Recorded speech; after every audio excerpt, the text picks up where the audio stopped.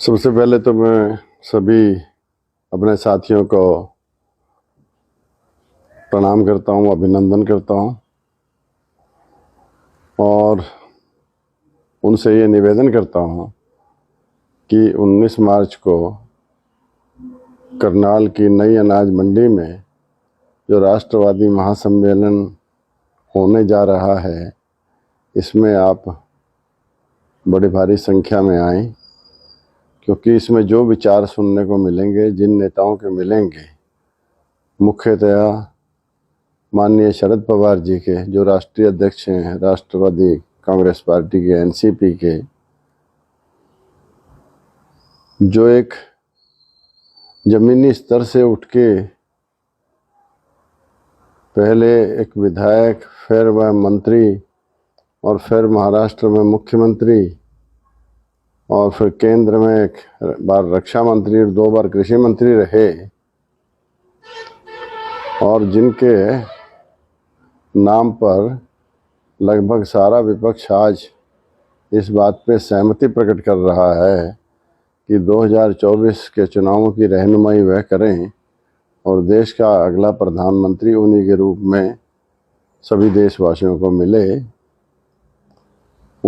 उस महान व्यक्तित्व के, उस महान व्यक्ति के विचार सुनने के लिए मैं अपने सभी साथियों को यहाँ आमंत्रित करता हूँ। और एक बात आपको मैं थोड़ी सी बताऊं कि जो सपना हमने अपने सामाजिक आंदोलन के समय में और उसके बाद 2003 तक जो चला, 2003 के बाद जो एक राजनीतिक जो आंदोलन हमारा चला है और इसमें बहुत से साथी जुड़े हैं। प्रारंभिक दौर में तो सोशल मीडिया था भी नहीं। आजकल सोशल मीडिया का बड़ा भारी प्रभाव है और बड़ा भारी इसका प्रचलन है। तो जो भी साथी सोशल मीडिया को चला रहे हैं और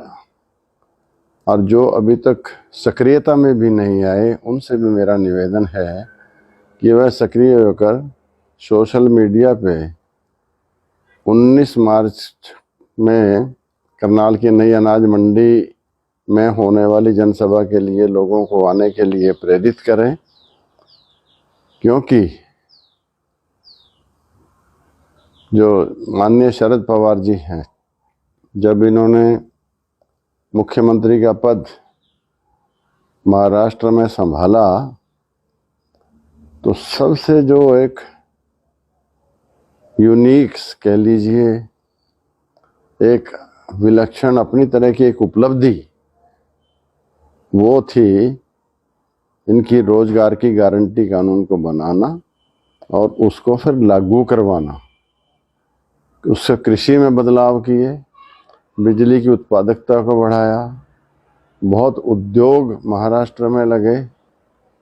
और जिसका परिणाम आज देखने को मिल रहा है कि महाराष्ट्र में बेरोजगारी नाम की चीज ही नहीं है, बल्कि हजारों की संख्या में दूसरे प्रदेशों से लोग वहाँ काम के लिए गए हुए हैं। कहीं भी देश में किसी और स्थान पे महाराष्ट्र का निवासी हमें काम की तलाश में घूमता हुआ नजर नहीं आएगा। हमारे यहाँ से तो बहुत से बच्चे आजकल विदेशों में जा रहे हैं काम के लिए, क्योंकि यहाँ रोजगार नहीं है। लेकिन महाराष्ट्र से ऐसा कोई भी बात नहीं है कि लोगों को वो विदेश जाने का कोई चाव वहाँ पर हो। और उनके जो विचार हैं कि देश का विकास तभी हो सकता है जब यहाँ कृषि का विकास हो और उसमें जो उपजे हुए जो फसलें हैं उनकी प्रोसेसिंग हो और उसके लिए उद्योग धंधे लगें और उनसे जो बने हुए प्रोडक्ट हैं उनका विदेशों में निर्यात हो। इसी से भारत विश्व में एक बहुत बड़ी ताकत बन सकता है। और एक उनका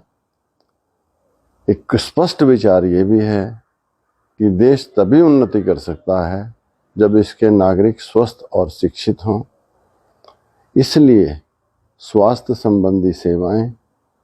और शिक्षा संबंधी जितनी भी तरह की सेवाएं और कार्यक्रम हैं, उन सब को चलाना और उपलब्ध करवाना और निःशुल्क करवाना, ये एक सरकार की सबसे बड़ी जिम्मेदारी है। हम जबकि पिछले वर्षों से देखते आ रहे हैं, इन जिम्मेवारियों से सरकार थोड़ा सा दूर होती जा रही है और माननीय शरद पवार जी इस बारे में चिंतित भी हैं और एक उत्सुकता उनमें है कि यदि मौका मिले तो स्वास्थ्य संबंधी सेवाएं, शिक्षा संबंधी कार्यक्रम और कृषि से संबंधित जितने भी विकास है वह तेजी से करवाया जाए, ताकि दिनों दिनों में ये देश विश्व का एक शिखरतम देश बने, एक आर्थिक ताकत बने और दूसरे क्षेत्रों में भी उन्नति हो। जब जहाँ भी इनको काम करने का मौका मिला, इन्होंने उसको करके दिखाया है। रोजगार की गारंटी का कानून जैसे महाराष्ट्र में बनवाया और उसको लागू किया, ये एक प्रमाण है इस बात का कि ये व्यक्ति जो सोचता है वह करता है और दुनिया देखती है। और इसलिए जिन्होंने इनका काम देखा है, विशेष तौर पे आज महाराष्ट्र में तो इनका प्रभाव ऐसा है कि लोग इनमें भगवान का रूप देखते हैं और इतना सम्मान महाराष्ट्र में किसी और व्यक्ति को नहीं है जितना सम्मान माननीय शरद पवार जी को है। अगर हरियाणा में महाराष्ट्र की तर्ज पे कृषि को या और अन्य क्षेत्र उद्योगों वगैरह का विकास कर दिया जाए तो हरियाणा भी बहुत जल्दी महाराष्ट्र की श्रेणी में नहीं, महाराष्ट्र से भी आगे निकल सकता है, ऐसी मुझे आशा है। इसलिए सोशल मीडिया चलाने वाले सभी मेरे साथियों से ये निवेदन है कि आप उनकी इन नीतियों को, उनके बारे में उनके जो विचार हैं और जो नीतियां बना के उन्होंने महाराष्ट्र में लागू की हैं, जिनका संकेत थोड़ा सा मैंने अभी शब्दों में कुछ आपको दिया है, इसको ज़्यादा से ज़्यादा संख्या में अन्य साथियों तक पहुंचाएं